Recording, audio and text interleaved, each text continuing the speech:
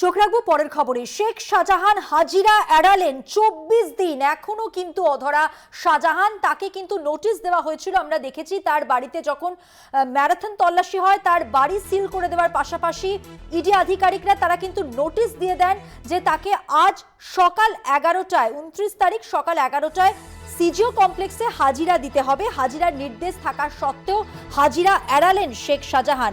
সকাল 11টার মধ্যে হাজিরা দেওয়ার কথা ছিল, কিন্তু ইডি দপ্তরে গেলেন না শাহজাহান।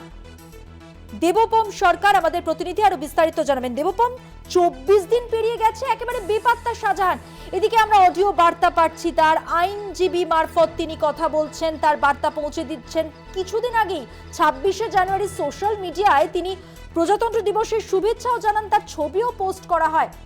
কি বলবে, মানে কি জানা যাচ্ছে এখনো পর্যন্ত তার সম্পর্কে? কিছু কি খবর পাঠিয়েছেন? দেখো, তোমার কথা অনুযায়ী যেটা বলতে হয়, $1 মিলিয়ন প্রশ্ন একটাই যে শাহজাহান তিনি, শেখ শাহজাহান তিনি কোথায়? অথচ তার অস্তিত্ব যে একদম নেই, এই ঘটনার পরিপ্রেক্ষির পর থেকে সেটা কিন্তু একদম বলা কিন্তু যাবে না। কারণ আমরা দেখতে পাচ্ছি সোশ্যাল নেটওয়ার্কিং এর সাইটে তার শুভেচ্ছা বার্তা পাচ্ছে, তার অডিও ক্লিপ আসছে, যেটা হোয়াটসঅ্যাপে বিভিন্ন জায়গায় তিনি তার কর্মী সমর্থকদের ছড়িয়ে দিচ্ছেন। অথচ সেন্ট্রাল এজেন্সির সামনে অর্থাৎ ইডির সামনে তিনি হাজির হলেন না। আজকে বেলা 11টার সময় তাকে কিন্তু ডাকা হয়েছিল এবং সকাল থেকেই যে মুভমেন্ট দেখা যাচ্ছিল ইডির তরফ থেকে, বা আমরা ইডি সূত্র মারফত যেটা জানতে পারছিলাম যে শেখ শাহজাহানের তরফ থেকে না কোনো আইনজীবী রিপ্রেজেন্ট করেছে, না তার তরফ থেকে কোনো চিঠি এসছে, না তার তরফ থেকে কোনো রিপোর্ট এসছে। অর্থাৎ এটা বোঝাই যাচ্ছিল যে শেখ শাহজাহান আজকে তিনি আসবেন না ইডির দপ্তরে। ঠিক তেমনটাই হলো। এখনো পর্যন্ত প্রায় ঘড়ির কাঁটা 2টো বাজতে চললো, শেখ শাহজাহান এখনো পর্যন্ত ইডি অফিসে আসলেন না। অর্থাৎ ইডি যখন রেড করতে গেল শেখ শাহজাহানের বাড়িতে, সেই সময় তার অনুগামীরা তা ইডি আধিকারিকদের উপর চড়া হলো। 3 জন ইডি আধিকারিক আহত হলেন। সংবাদ মাধ্যমে বাদ পড়লো না সেই রোজ থেকে।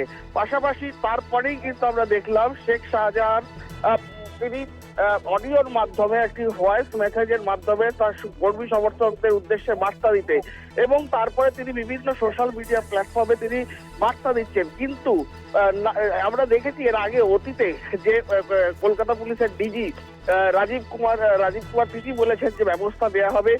ইডি আধিকারিকরা তার বাড়িতে গিয়ে অভিযান চালায়, সেখান থেকে বেশ কিছু গুরুত্বপূর্ণ নথি উদ্ধার করে এবং লুকআউট নোটিশ জারি করে, এবং আজকে বেলা 11টার সময় তাকে আসতে বলা হয়।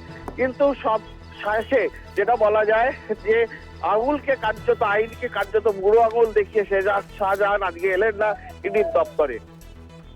সেক্ষেত্রে একটা বিষয় প্রশ্ন উঠছে, তার যারা ঘনিষ্ঠ বা তার পরিবারের সদস্যরা তারা কিছু বলতে পারছেন? তাদের আদৌ কোনো কথা জিজ্ঞেস করা হয়েছে? দেখো, তার ঘনিষ্ঠরা তারা বলছেন যে শেখ শাহজাহান পালিয়ে যাননি, শেখ শাহজাহান আছেন, কিন্তু কোথায় আছেন নির্দিষ্টভাবে কেউ কিন্তু সেই উত্তর দিতে পারছেন না। অর্থাৎ শেখ শাহজাহানের বাড়ির আধিকারিকরা তারা বলছেন যে তারা চান যে আইনানুগভাবে যেভাবে যে শেখ শাহজাহানকে যদি সারেন্ডার করতে, শেখ শাহজাহান সেটা সারেন্ডার করুক।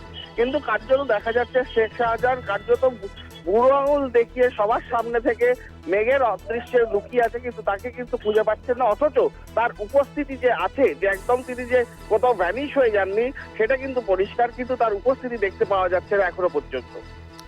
ধন্যবাদ কথা বলার জন্য। কথা বললাম আমাদের প্রতিনিধি দেবপম সরকারের সঙ্গে।